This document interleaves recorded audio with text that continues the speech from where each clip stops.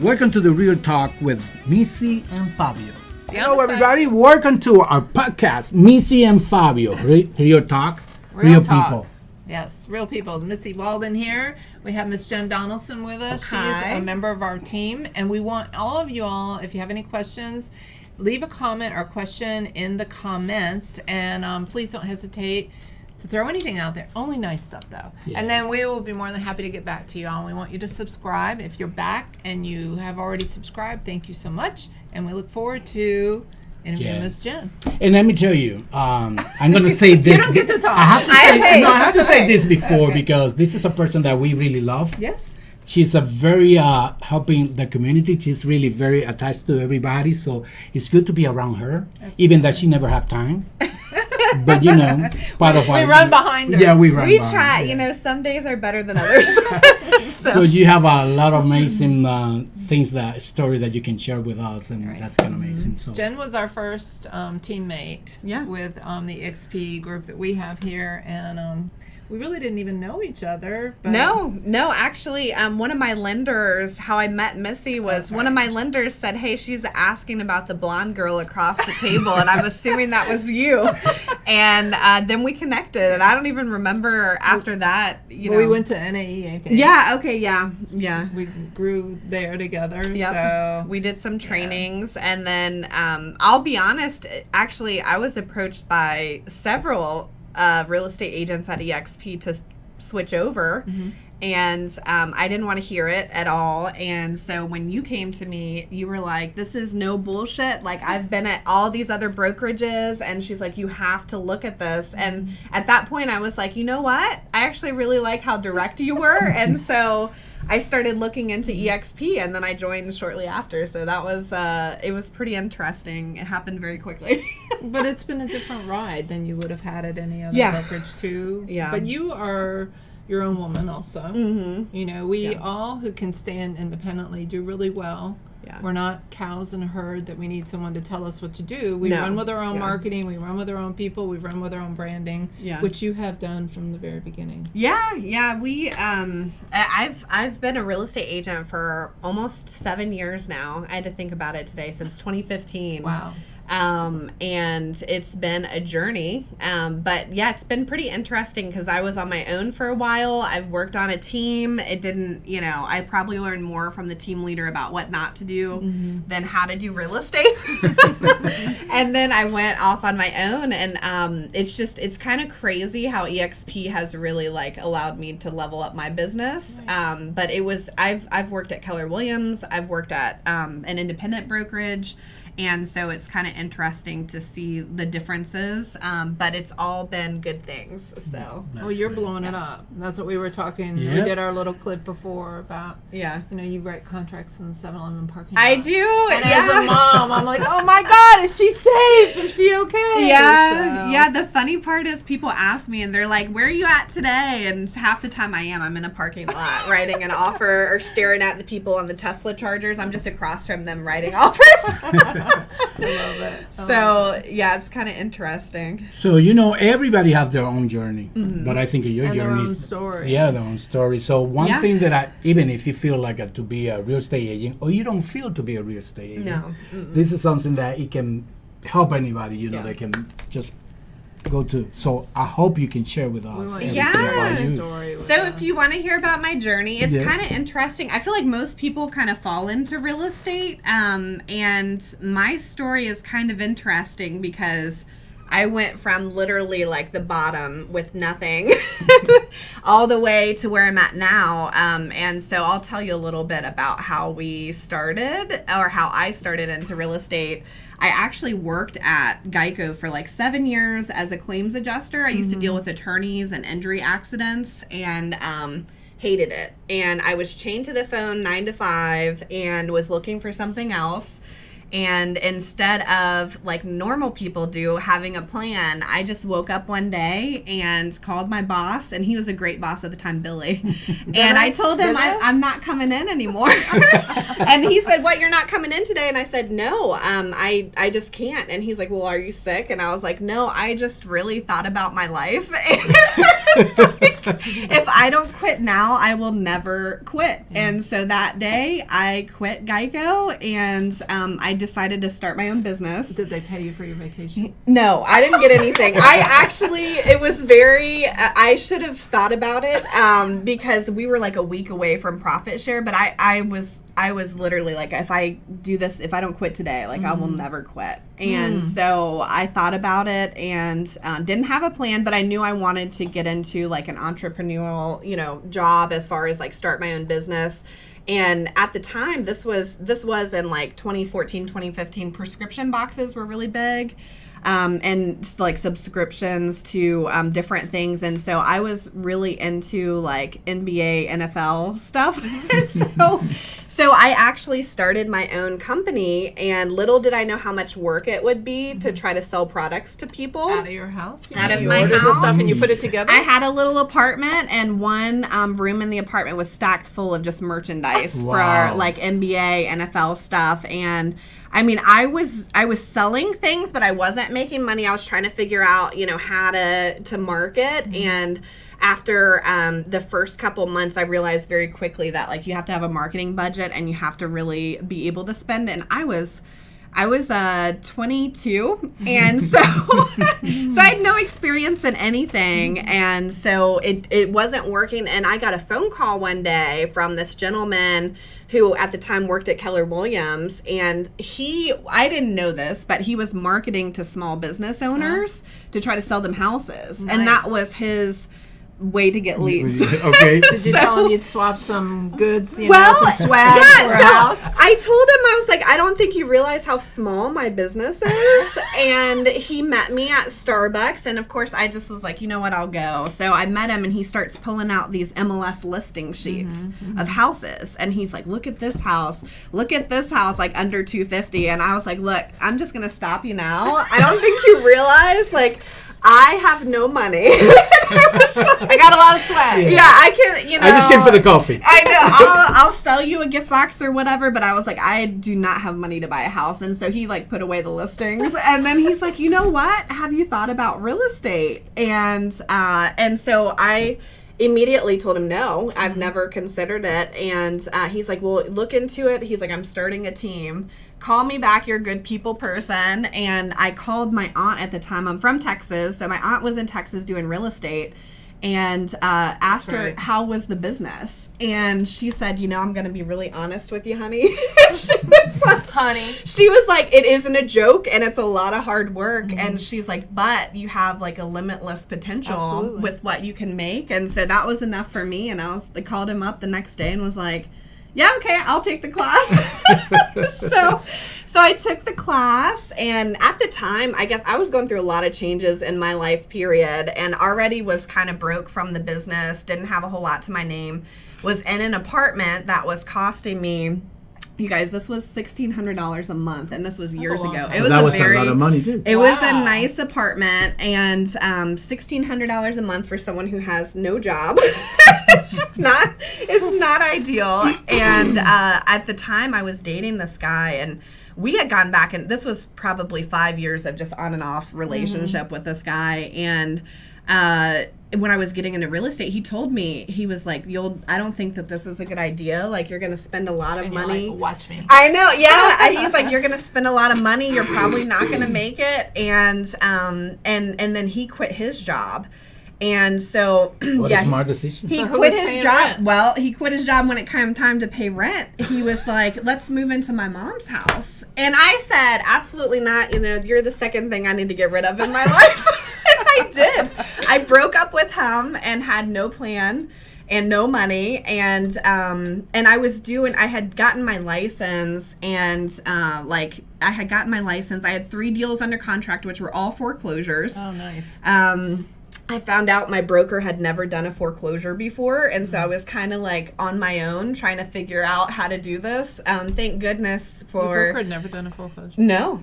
And he had been a broker for 20 years and had never done a foreclosure, so I had to submit the contract like 3 times. Thank goodness my client had no idea that I was new. So I 3 times, but actually every single my first 3 foreclosures all fell through, and one was financing, one was inspections, and so I was expecting to get paid, and like most people in this business, you don't realize you're commission only. And so, that's the hardest part, I think, for new agents is starting out. You're like, you got to have a plan or a little nest egg.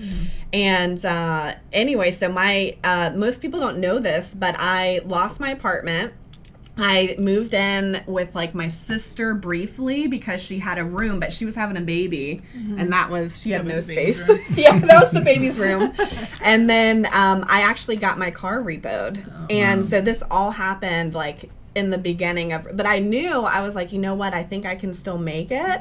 And so I got a job at the Hilton as a night auditor. So for the weekends, I would be up all night doing their finances on Saturday and Sunday, and then show real estate during the day. And so I was like, if I can just make it past this and get my first deal done, I know I can make it in this business. And so I remember at one point I had $20 in my bank account, and someone requested to see a house in Fairfax. And I was like, do I have enough gas? Do I have enough? Do I want to spend my last $20 in gas to get to Fairfax? Or are they really going to even buy a house up here? Yeah. And I was like, I had a couple deals pending, but again, my first 3 deals fell through. So I'm like, you can't count, your chickens until they hatch. Yeah. So that's true. So it was rough in the beginning, and then I made it happen. My first couple deals closed, and I was able to get myself back on my feet. But it was rough in the beginning, but I knew like there's a way to do it. Yeah. So that's how I got started out, and then now I own a house. Actually, we own 2 houses. So I own 2 houses now, and I mean, life is pretty good. A big ass truck. Yeah, I got a big truck, and I had my Lexus, which was my dream. I had all these things now that if you asked me, even just 5 years ago, would I be where I'm at now? I would tell you probably not. Like, I didn't think that I would come this far, and so it's so. Pretty, what do you think got you this far?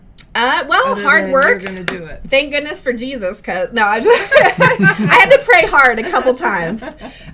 No, but it's just, I mean, really in this industry, it takes a lot of hard work and like really just sticking to it. Like most people give up. Put it on a platter. Yeah, no one puts it on a platter. Jen is like an amazing marketer too. So she. I mean, you got to do the work. Yeah. You have to be a marketer. Yeah. For yourself as well as to generate leads in business too. But one of the things a few things that I take from you is like you have to make a decision. Yeah. But you have to take action. Oh yeah, 100%. Like you've got to. I think even in this business too, like most people, they do training and they do things, and then 5 months later they're trying to implement that. You really have to decide what you're going to do and then do it. Yeah. And that's as simple as that. So yeah. Yeah, you have to go up. I mean, you have to go on the street. Yeah. Because you're not going to learn everything about real estate right away. I mean, you're going to learn. If you have somebody that is really a top producer and you can follow them and they can help you out, that's the best way. Because making mistakes is not the way you can make growth. Well, the only way you grow is to make mistakes. Fail forward, right? That's true. That's true. That's an amazing, isn't it? Yeah. So that's how I started out broke, and then now we're here. And actually, so we've done in the past 24 months, we're at like 85 houses, I think, and hopefully we'll hit 100 again this year. So when you say like you call your boss, I remember me. I was working for 20 years in the bank, and one day it was raining, and I said, "What am I doing here?" Yeah. I'm gonna be next 40 years here. So I said, no, I have to quit. Absolutely. Yeah. And it's just one day that you need to realize what are you looking for in your life to move forward. Yeah, you got to make a decision. Yeah. I think for me, if I hadn't quit that day at Geico, I guarantee I probably still would have been with that company because I'm loyal. And when you look at the managers and people that are working in those 9-to-5 jobs and cubicles, a lot of them are on depression medications. They're chained to a phone. They work, get there early and stay late. And you have to decide if that's what you want for your life. That's the one thing, because it's not for everybody, to be honest. The people feel secure, It's not for anybody, period, whether it's real estate agents or not. But I I think what I've found with all of you all is that we get to pick who we want in our world. Yeah. Oh yeah, that's true. You know, I've That's been true. at multiple brokerages. Yeah. And I came in 06, and during that time period, people were closing their doors and saying, hey, take your files, take your computer. And I've been at a couple brokerages, and I'm thinking, oh my God, this sense of community is not.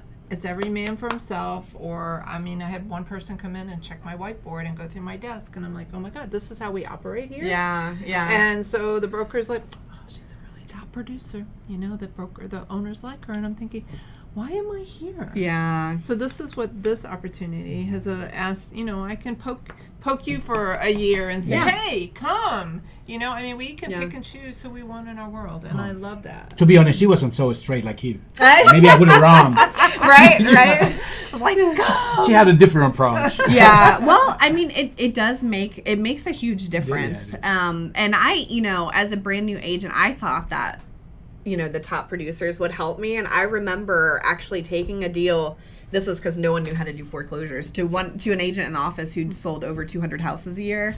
And he told me, well, you're a brand new agent. And he was like, I've got a meeting. I've got stuff to do. And he was like, good luck with that, and shut his door, literally shut his door. Wow. Because you're a competitor. Yeah. And he didn't want to help me or show me how to do anything. And then even this business can be cutthroat depending on what brokerage you're at. I went to another agent for help when I was in a Reston office, and asked him for help with a CMA. And then the next day, my client called me and said, oh, I got a phone call, and he wanted to set up an appointment to interview for this listing. And so it's just, I mean, it's crazy how at some brokerages the culture is just different. You know, it's more of a closed door. Yeah, closed door culture. So that's one thing I love about EXP is, you know, you can be in this business 20 years and still have questions. Yeah. So every day. I love being able to pick up the phone. And to be honest, in my case that I'm going to be talking about, it's just what we have in our team is really more like the collaboration, because you guys are a top producer. You have your time really tough. But you can call anybody of you guys and you have an answer. Yeah. You know, and everybody feel like if they need help, they're going to get it. Yeah. And that's really something that's, you don't know the value of that sometimes until when you got that problem that you don't know what to do. Well, I think a lot of times these brokerages now, too, there's so many new agents. I mean, it's like the wild, wild west right now. But they're coming in the front door and they're being promised leads or whatever. Promise. Yeah. But then they end up going out the back door. And we just got a couple contracts over the last week on our house on levels. 3 contracts. Pitiful. Yeah. I mean, signed but not even filled out. And then completed, but we ended up redlining about half the contract so we can make it work for the showman. He was an awesome kid. He tried really hard, but nobody looked at his contract. Yeah, nobody reviewed it. It's the first contract he ever wrote. Oh, bless his heart. Yeah. There's our industry. I mean, most people are kind of out there on their own island and they're looking for help and just don't know. And most people don't make it past their first year because of that. They just don't have any kind of mentorship. Well, the sad thing is it's a chunk of money that you invest and then you don't get what you need to survive. Not even flourish, but to survive. Yeah. So I think, I don't know. It's hard. But you, obviously, you know, there's no ceiling for all of us. It's however hard, you know, I'm like, what are you doing? He goes, I got 3 buyers. I'm running. I'm doing this. I'm doing that. I'm like, you go. Well, I'm going to say something that I read from one of my guys that I don't follow him, Ryan Serham. He said, you can make whatever you want to make in this business. It's up to you. Yeah. So, and then my other lady yesterday, Glenda Baker, she's like, if you're the best, you have to show that you're the best. Put yourself out there. Don't be a secret agent. You're the best in your head, but you know how to do the business. We have to share it with everybody. Oh, absolutely. So, and you are a hustler, and I think, tell me, like, the one thing you feel like really helps you more than anything. I would just say, so, and this is, for me, I'm like a procrastinator by nature. No, you're not. I am, even though I try not to be. But in this business, you know, the one thing that really will set you apart is following up with people and really sticking to a time schedule to, like, dedicate 2 hours a day or whatever it is to just reaching out and talking to people. And that's the one thing that has really changed my business. In the beginning, it's hard because you're building that confidence. But once you have that confidence and you start talking to people, you really have to just stay connected with them. And so that's follow-up, I would say, is the one reason why I'm here where I am today, is just by keeping in touch with people. And you keep in touch with your past clients and keep in touch with your friends and family, because while they may not refer people to you at first, once you're established and they see that you're doing the activities and they see you marketing and they see you really working hard, they'll refer people to you. And then your past clients, you can get 5 to 7 deals from a past client. Yes. The average person moves at least 4 times in their lifetime, usually, about 4 times, and some even 7. So especially military, they're moving all over the place. So there's opportunity everywhere for business if you just follow up with people. Absolutely. Okay, let's say you don't have you're brand new. Okay. You don't have past clients. What are you going to be doing now? What you should be doing? Well, so if you're brand new and you really don't have a good connection base or sphere, we call it a sphere, but if you don't have a lot of family and friends in the area, then just looking to add people to your database. So whether that is talking to someone at the grocery store, Missy's great at it. She picks up clients at bars. God, yeah, she talks. Missy's always talking to people at bars, but you can, in a good way. But yeah, you can, wherever you're at, you're meeting people. And if I was new in the business and even just in a location that I didn't know, it's just getting out there, talking to people, and adding people to your connection list and following up with them. It goes back to the same thing. Yeah. If you don't have people, find them. Right. Yeah, that's true. Whether that's going, I play volleyball and I have a big network through volleyball too. And it's just, things that you like to do, you can incorporate that with your real estate business. You like going to the gym or whatever. That's how Ryan Sternhant started out. Was he joined a couple gyms to he did. Get business, and it was free too. So I mean, just find something that you enjoy doing and meet people. And so that's kind of how you can get started.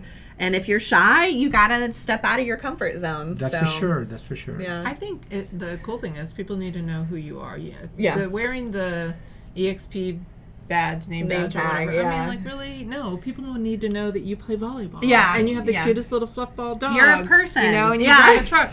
Those are the people that are going to identify with your people. Yeah. They'll be your people, your tribe, or whatever. And then from there, they're like, oh, you're a realtor? Yeah. So I think that is like the first. So get people to let them know you. Yeah. Before you start announcing that you're a real estate agent. I used my tag like at 3 days, and I said, that's not me, because I forget and then keep them looking for it. I said, forget about that, Yeah. One thing that really help us, because Missy talked a lot. Mm-hmm. So we decided to, instead of go to a restaurant and sit on the regular table, we go to the bar. Yeah. So you can meet people, you're going to go meet the bartender, you're going to have friendly, and it's going to be, making you're going to interact with people. I think the one thing I love about this business too is, like, I have a I don't know if I would call it a complex, but like I definitely want to make a difference in my life and in other people's lives. Absolutely. And so for me, real estate, real estate is my avenue to do that. Mm-hmm. And so sometimes it's not even about, we get people that can't buy houses all the time, right? They come to you for help, and it's about just building that relationship with them. And if they need help, give to them, give to the community. Serve.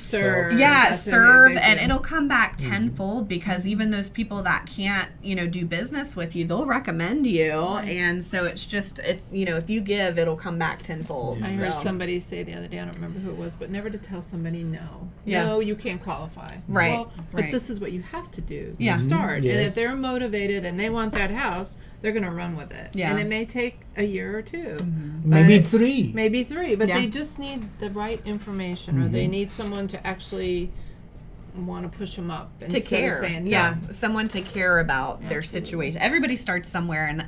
And just from me and my beginnings, I've been broke and I've had money. And it's, you're the same person throughout, and having a hand to help you is great. And so you never know where people are at. You have to know your options. And if you don't know your options, or you don't have people to help you, that's like the biggest. And I would say to you, because you say something that's really kind of touched me, because I used to hate to call people. because my English is not good enough. They're gonna be. You have good English, well, Fabio. I love that people to say that, but anyway, I feel like they're gonna take me serious and stuff like that. But I start doing it, and when you get used to it, then you realize that it's nothing, and then you start talking. They're not going to reach to the phone and poke you in the eye. Yeah, that's true. And they're going to see my face anyway. But anyway, you have to lose that fear. Yeah. Fear stopping you from doing stuff that you need to do. Yeah. Right. Yeah. I want to ask you, I know you guys just bought the other house for your Airbnb. Yeah. And everybody's like, their fantasy is to do that. So how was it? I mean, I know you had some... Yeah, so we, so my fiance and I, we've been looking, he's very handy, so he can do construction and all the renovations and stuff. So I've been for 2 years trying to get a house in Elkton, which is a small town right across the mountains in Virginia. It's near Massanutten. And I have family over there, and this is like a small town. You know, there's not many houses that come up for sale, and they're these grand houses that were all built in the 1900s. And so finding a house has been a challenge. People over there want to sell to their neighbor or their family. Some of these houses have been in their families for like 40 years. They never go on the market. Yeah, there's very few that are on the market. So we hunted for a while. I tried to buy several houses over there, and they ended up all selling to their friend first or someone that they knew. And I was offering like really good deals, like, you know, and so what the challenge was if you're not local, just getting a house over there. And so we found one. Sit at the bar. I did. If I would have spent more time over there, I probably could have. But yeah, it's a cute little town, and we got an Airbnb property, and we're in the process of renovating it right now. I'm ripping out the whole kitchen. I'm actually going to IKEA tomorrow to for Thanksgiving is going to be okay, so we can maybe you can rent it out. The goal is in the next 2 months to have everything completely done and ready to go for fall. So we'll see how that goes. But yeah, we're working on that house. It's been an experience. You know, it's different when you're on that side of real estate, and even just looking at the cost of things versus what you want. You really have to think about, you know, what people want in the house, which is nice. That are going to use it as an Airbnb versus yourself. Exactly, yeah. What you would put in versus what someone from an Airbnb would need. And so it's been a project, but I'm really excited about it. It's been something I wanted to do for like 2 years now. So I'm excited. It's not done yet. Yeah, that's one of my goals too. Yeah. I want to do that too. You should. I mean, that's the number one way that most people in our business actually are able to build investment income aside from real estate and other avenues that we have, especially at EXP. You guys, there's a lot of things you can do, but just to have that income coming in, it's nice because nothing's guaranteed. And Airbnb, a lot of our investors have switched over from doing traditional rentals to Airbnb because you make more money. There's no so doubt is it about more? You're going to be more seasonal up there, though, aren't you? No, actually, so it's full year. Well, Massanutten is traditionally a winter skiing resort, but they the Shenandoah River's right there, and it's 10 minutes from the Shenandoah Trail and all the hiking and everything. So usually during the summers, you have a big a big population that goes on the river and that goes hiking through the trails over there. And they just put in a brewery in this small town, a winery. And the town is growing. So they're looking to grow. Looking to grow, and they're focusing on, trying to put in things that will attract people. So I'm excited. Elkton is a very small town, and actually Have you never been there? No, yes, I've been in one of those, the resort that is close to. Very nice. They have a beautiful house. Massanutten, yeah. But it's the kind of great idea, so we can do a video there. Yeah, oh, absolutely. Once we get it done, you can definitely. Okay, I am not getting on the, what is the ski slope? The thing that you ride up and down? Oh, the. Oh, I'm gonna do it. Oh, my son used to mountain But I'm gonna bring my cigar and smoke hang out. Yeah, there's a lot to do in Elkton, and fun fact is it was voted the #1 place in the country in case there was a nuclear explosion to survive because it's surrounded by mountains and it would block whatever comes. So we need to go there. Road trip. Road trip. Yep. All right, one more thing I want to ask you about EXP. Yeah. Because I want to circle back because we're so This is how we came together. Yeah.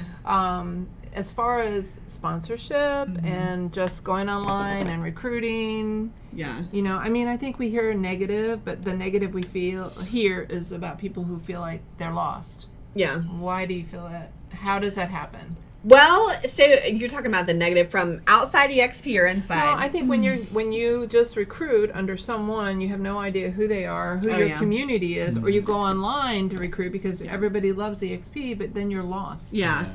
Yeah, it 100% makes a difference in who you join at EXP because just like with anything else, it is very easy to get lost on your own. And one of the great things about EXP is it is primarily an online brokerage and you have the ability to connect with people. But if you don't connect with your group, or if you don't have a strong what we call upline, that actually cares about the people that are joining, then it is really easy to get lost.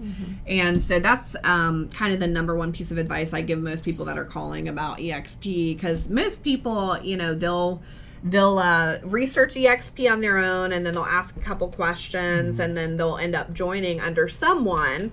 But most people don't realize it really does matter who you join with, because all of the trainings, while EXP does offer blanket trainings, like you don't get everything. And if your group doesn't actively do trainings or get together or do things, then sometimes you do kind of feel like you're on an island. So there's a ton of benefits. EXP is a great company. And even for me, one big thing was the health insurance.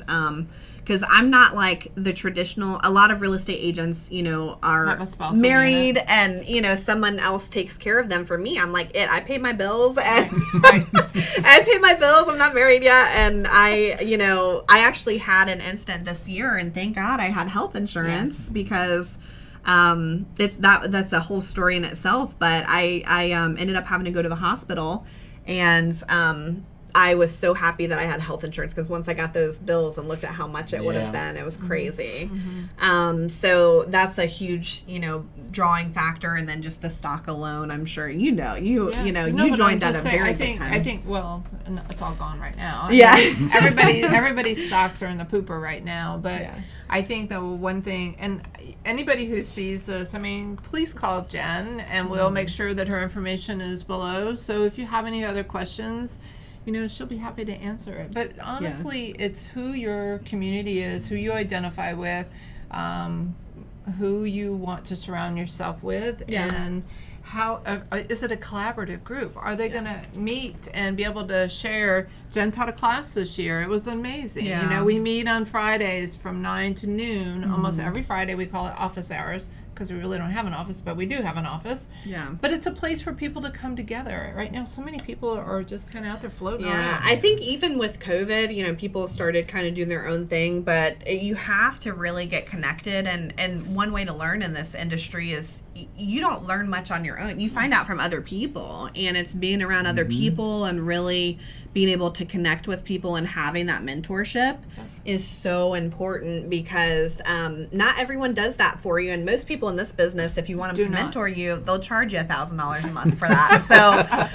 So it's, it's one of those things, EXP offers everything that you need, but the group that you join with is very important, and you got to make sure that it fits you, and you only want to work with people that you like. Well, that's why we have a lot of agents from ESP that they want to enjoy us after honey badgers. Yeah, honey badgers, and then being a staffer and stuff like that. So because they feel like they can see us, what we're doing to everybody to help each other. Our local group, the Staff Red Honey Badgers, and our nationwide group, the Honey Badgers, really is the best group at EXP, because they offer so much. I was just in a training today with Coach Burt and awesome. Jake Hender. All of our big hitters were there, and there was over 600 people in that training. Wow. And it was like gems. I filled up 5 pages of notes, and I've been an agent for a while, and everything was good ideas, great things to implement in your business. And so it's just stuff like that really sets our group apart, because most other groups don't offer anything aside from the traditional, take a class online. Right. So. Jane, that's the one that you post on Facebook. Yeah, today? Coach Burt. I got it. Well, I got it. If anyone actually, so it's It is I thought recorded. it was $97 or something. It is, Okay. yes, but for free. So because I have access to that next week, I'll post the link again. Yeah. And if anyone wants the link, it's the $1 Million Follow-Up.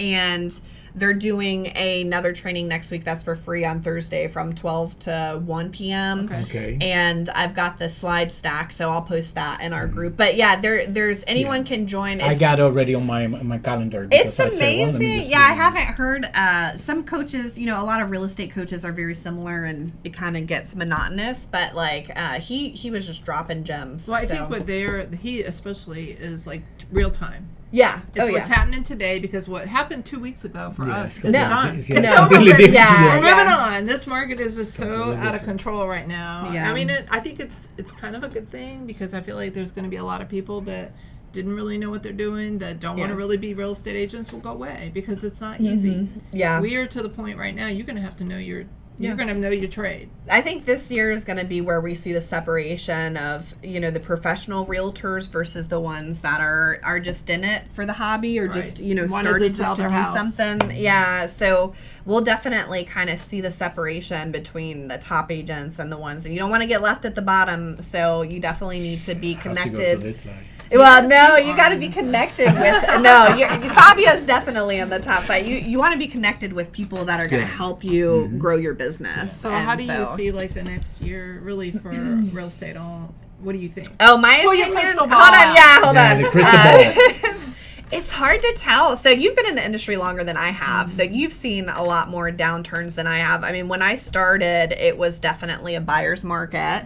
And you could get everything in the world for your buyers. And then I've seen the seller market side, and now we're kind of going back. It's interesting. I think that it's going to shift a little bit, but I don't think we're going to see a drastic change in prices. I don't think we're going to see, what people are hoping for, the market to completely crash.